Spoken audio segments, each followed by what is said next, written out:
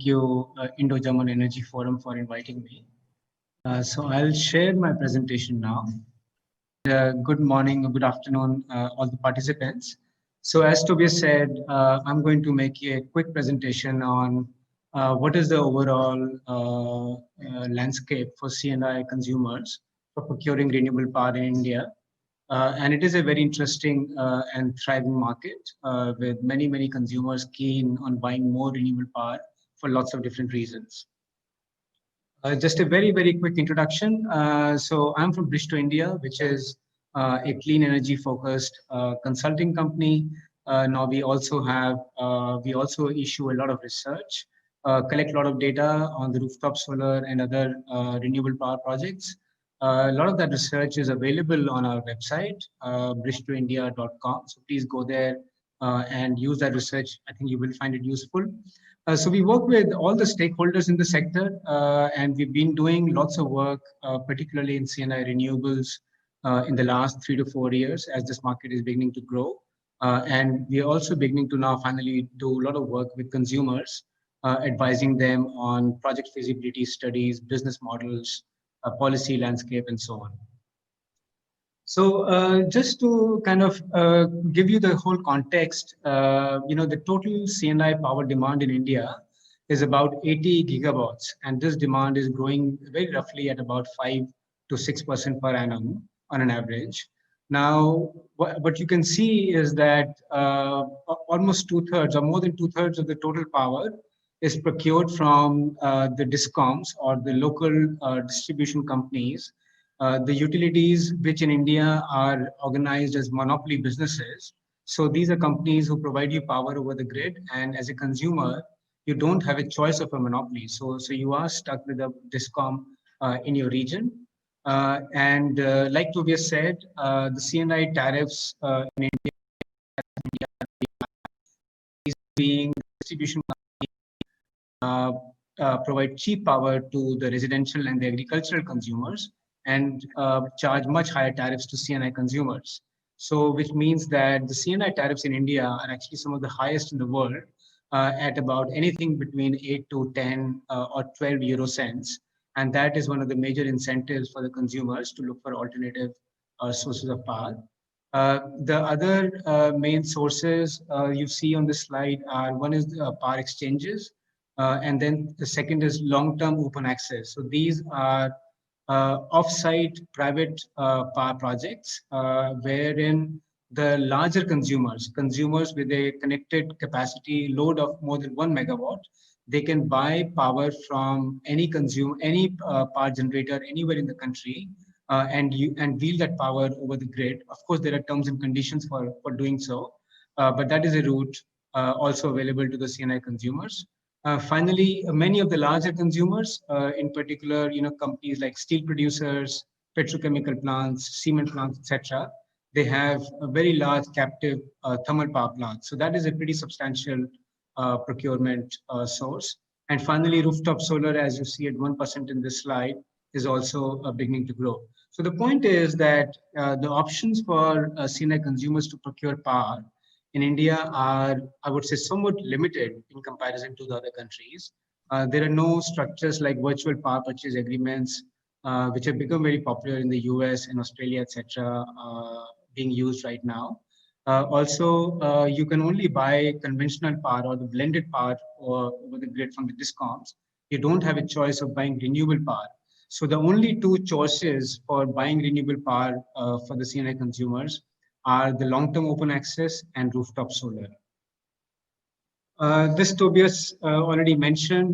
This slide shows grid tariffs, the variable grid tariffs in some of the major states against cost of rooftop solar power and the open access solar power. And as you can see, there are very substantial savings to be made, and that is one of the major growth drivers for the C&I renewable market.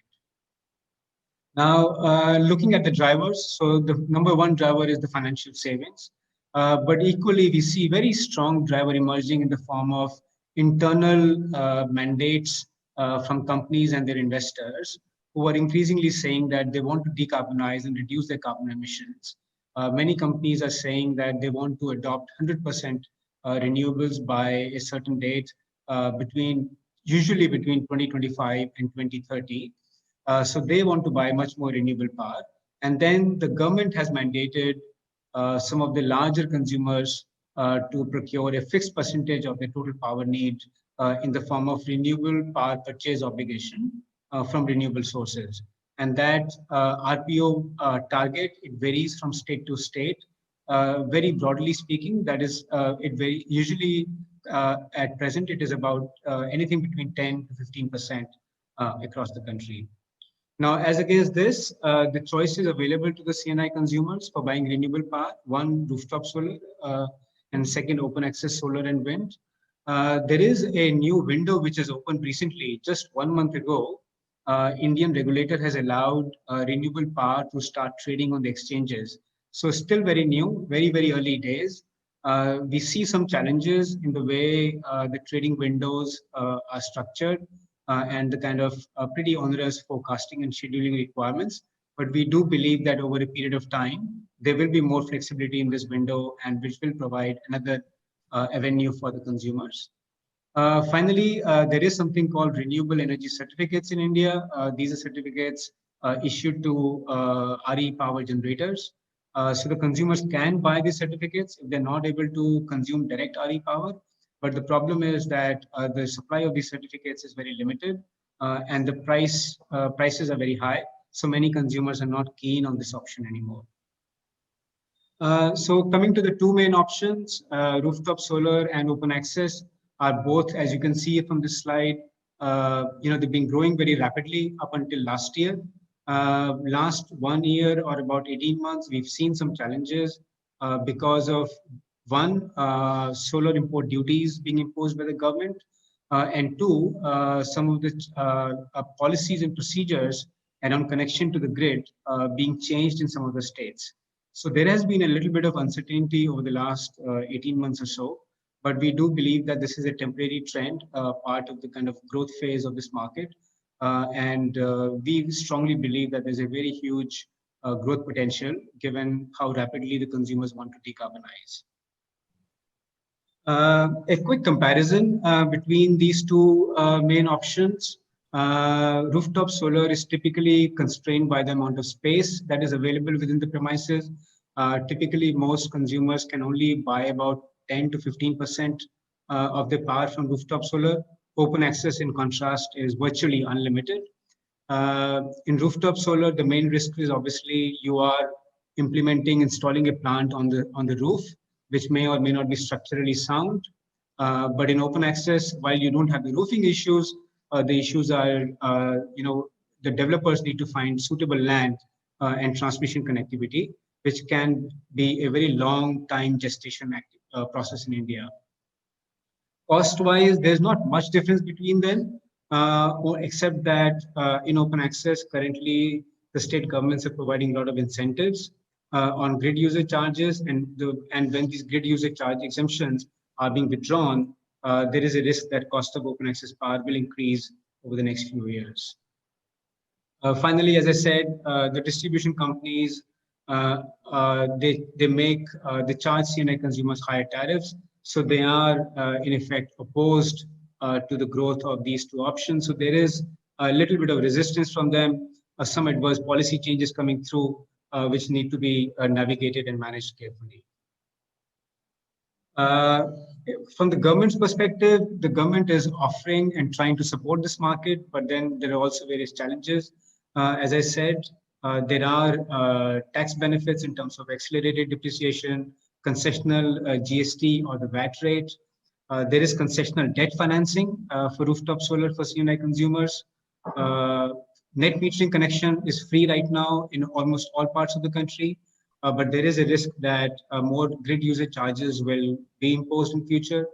And finally, on open access, while open access is allowed for consumers all over the country, above a certain size threshold, what we are increasingly seeing is that the DISCOMs are denying approvals and changing very frequently the charges applicable for this power. So that is a source of growing pain or a policy resistance for the market. Now, there are two business models, whether it is rooftop or open access, in terms of whether consumers can basically finance the system and own the system themselves under the CapEx model, or they can sign a PPA with a third-party developer under the OpEx model. So the OpEx model is the overwhelming favorite right now, because consumers can conserve their capital and outsource all the responsibilities. But then there is the requirement to sign a long-term PPA. So there is a bit of commitment required to avail these benefits. Uh, I'm just trying to wrap up the presentation quickly. There is a very thriving ecosystem, very mature, large institutional players, very well capitalized, lots of capital from oil and gas companies, utilities, private equity funds coming into the C&I market. And really, it is extremely competitive. So whether you want to go for the CapEx or the OpEx model, you have a large number of suppliers to choose from. The use of storage is still very limited, mainly because storage costs are deemed still to be quite high. And the business models, while they're visible, but still not proven. So we do believe that storage market, while it is small right now, it will start growing in India over the next 2 to 3 years, and does, in fact, hold huge potential given the long-term trajectory of renewable power in the country. To conclude, we see renewable power procurement market as a very attractive market, huge growth potential, a lot of pull both from the customers as well as from the investors. Power markets in India are getting liberalized slowly, new trading windows opening up, regulations allowing third-party purchase of power directly from producers and developers. As I said, there's a huge investment interest in a thriving ecosystem. And I guess the only challenge that we see is the resistance from the utilities. And it is something that remains a focus area for the government. And we do believe that the government is keen to support this market, and eventually some of the resistance will find we will find a stable policy framework for the growth of this market. That is the end of my presentation, and I'll be happy to take Q&A later on. Thank you, Tobias.